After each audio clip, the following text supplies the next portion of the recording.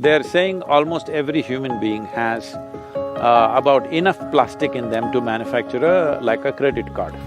The many problems that children are facing today, young children having thyroid problems, is largely connected with this. Plus autism, various things are associated with this. How many problems you're getting out of this, you do not know.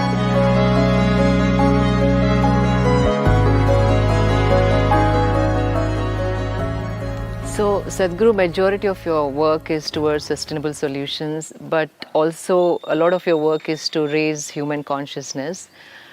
What role can an individual or small businesses, communities, societies can play? See, these are not two different things. Human beings living consciously and sustainable solutions are not two different things. The only reason why we are doing things in ways that it is not sustainable is because we are not conscious. We are not doing our activity on this planet in a conscious manner. Everybody has their compulsions. Individual people have compulsions, societies have compulsions, nations have compulsions. The global reality has its compulsions. To fulfill these compulsions, we are doing things which are taking away the basis of our existence. This is like a classic story from the Panchatantra, where a man is sitting at the wrong end of the branch and cutting it. He is going at it because he wants to be successful, but when he succeeds, he will fall. That's where we are. We are doing this kind of silly activity. When we succeed, we will fall. Right. Every one of us should structure our lives in such a way, what are we using today? Where will this go? This much consciousness.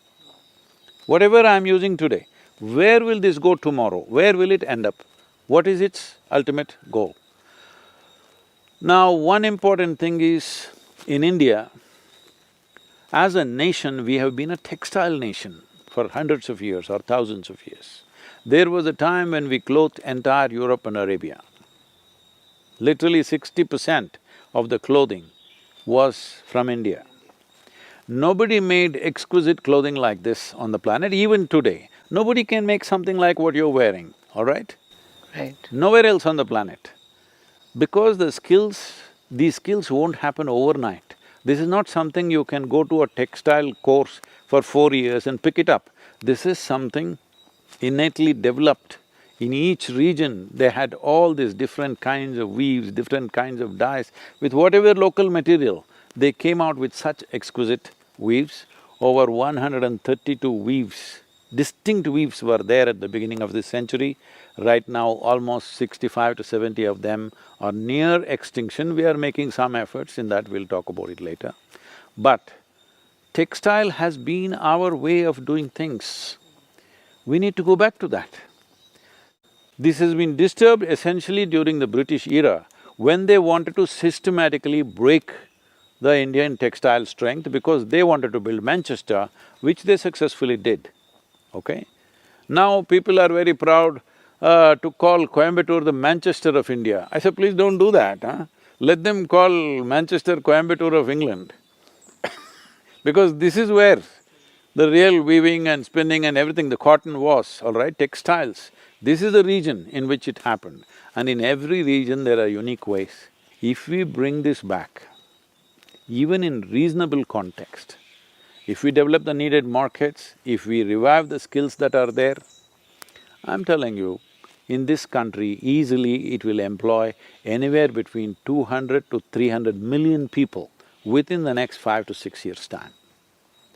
Some efforts are being made by the textile industry, many policies have changed, we have also been working with them, but it's not enough if you want a revolution. Above all, for all this you need a market. That's why you are very important, that's one reason I'm talking to you, because we need a market. Market should be sensitive to aesthetics. Market should be sensitive to sustainability. Right now, they want to go to some shop and buy 10 nylon clothes. If they go shopping, nobody's buying one, because they buy 2 dozen like this. 1, 2, 3 they'll wear, after that it's got bored, and again by the time they can wear these 2 dozen, already they've shopped once again, all right? 85% of the clothing on the planet within 1 year goes to the landfills. 100 billion pieces of clothing is sold on the planet every year, 100 billion, all right?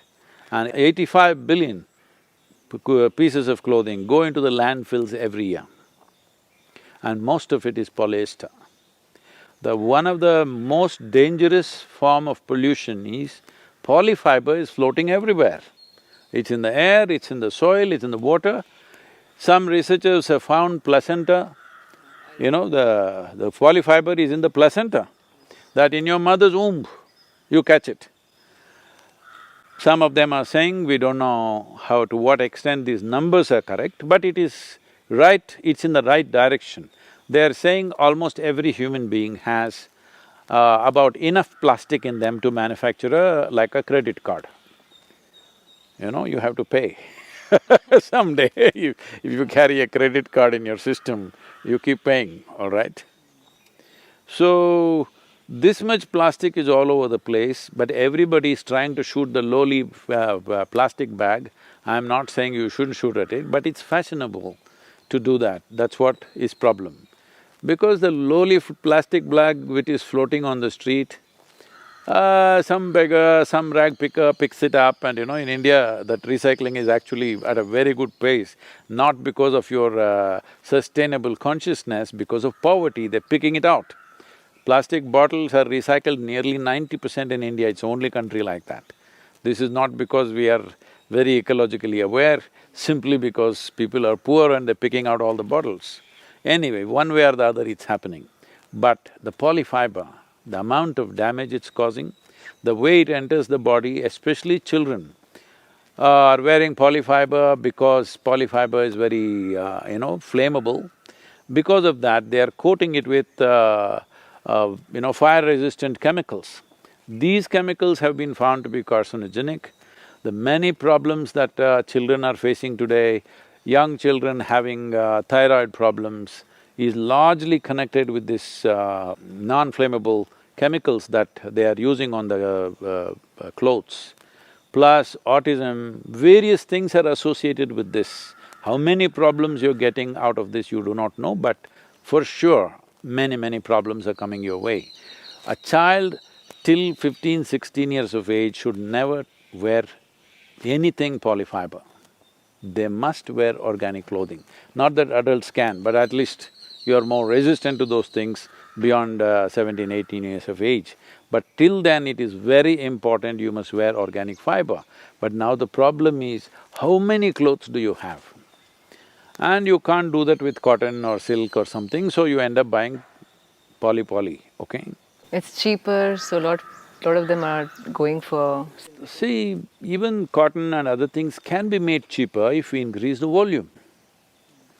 So one simple thing that I'm suggesting is, you have influence in Telangana, you must push for this, I'm pushing for this in some states, that at least the school uniforms must be cotton or linen or whatever they can afford, all right? But it should not be polyfiber. You cannot recycle, only 1% is being recycled because nobody uses this polyfiber just as it is. It is always mixed in a complex mix to get various textures and whatever. So you can never recycle that complex material. If it was just pure nylon or pure polyfiber, we could have recycled it. You cannot recycle it because it's mixed with various other things, so recycling is not possible. Only 1% of the polyfiber that you're using in terms of clothing is being recycled. Rest is just going into nature. And it's coming back to us in so many different ways. A credit card in your heart